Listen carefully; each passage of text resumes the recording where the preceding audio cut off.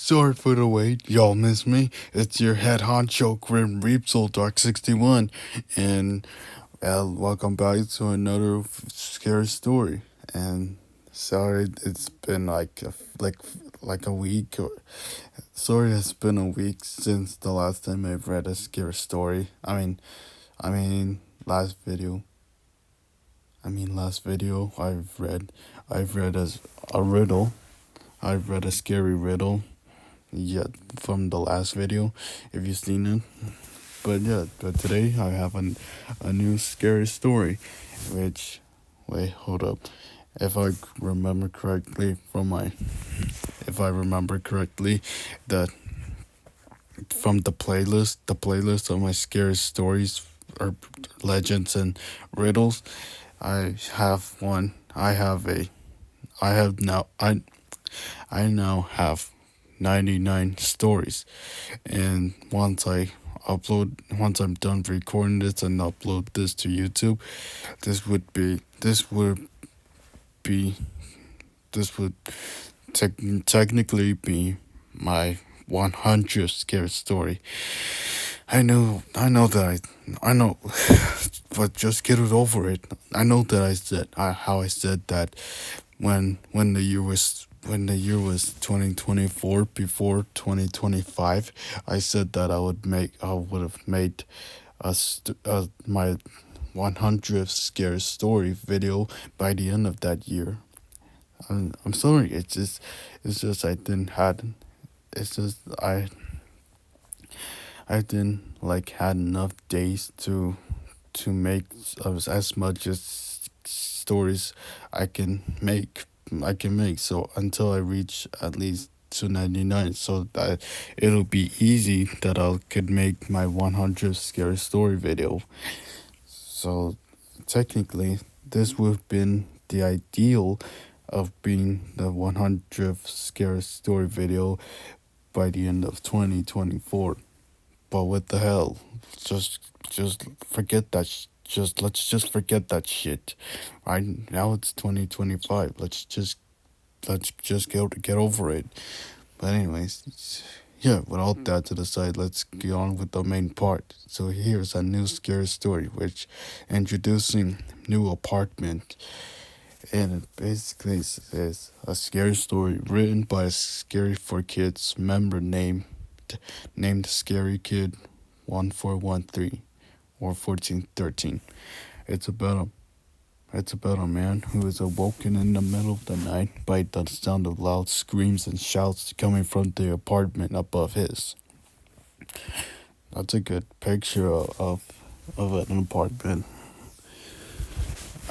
This kind of reminds me of like images of townhouses. Anyways, let's get on with this. Let's get to it. So this is new apartment. Enjoy. Hold up. Anyways, okay, let's go. You're doomed this night. All you could do is brace yourselves. David Everson had just finished eating a small TV dinner and was preparing himself for bed. He was trying to get used to his new apartment because it was his first time living alone. It was sad that at the age of 32, he was just moving out of his parents' basement. Now he could have all the fun he wanted without any complaints. Well, that's just sad. That's just sad. Moving out of your parents. Well, technically, of course, because I wouldn't understand. David undressed down to his t-shirt and boxers. It was a little past midnight. He'd spend the whole day moving his things into the apartment. David lay down in his cozy bed. Just when he had laid his bed on the pillow, he started hearing faint noises. The sound seemed to be coming from the floor above him. It sounded like a man and a woman. At first, they were talking soft. At first, they were talking softly, but then it got louder and louder. It seemed to be arguing. They seemed to be arguing with each other. David had to get up for work the next morning, and he needed all the sleep he could get. He put the pillow over his head and tried to block out the noise, but the voices seemed to seep through. Finally, when the voices began screaming, David couldn't take it anymore. He got out of bed, fetched a broom from the kitchen, and banged the tip of it against the ceiling. That then stopped the voices. Stop yelling! He cried. Some people have to work in the morning. Suddenly, the voice stopped. Just like that, there was an eerie silence. David was satisfied and went back to lie down in bed. Once again, he got warm and comfortable. He was halfway drifting off to sleep when the voices started up again. The guy's voice boomed loudly, and the woman's shrill screech drowned him out. They were yelling over each other, and David couldn't make out what either of them was yelling about. Now he was getting really steam. Now he was really steamed. He gradually climbed out of bed, got the broom, and jabbed at the ceiling again with all his might. "Stop screaming!" he yelled. I'll I'll call the cops. I'll call the cops right now if you don't knock it off. Again, the voices died down just as quickly as they had started. He began to wonder why the voices died down so fast. But as soon as he could get his sleep, he was okay with it. Just just as he made his way back into his bed, bang, a loud bang erupted through his ears. It had come from the ceiling. Then a deep, raspy voice shouted down to him, "You shut up, punk! You yell at me one more time, and I'll kill you, just like my wife." Suddenly, David's heart flipped in his chest. He was nervous, but steamed at the threat. He grabbed the phone on his bedside table and called the apartment manager to file a complaint.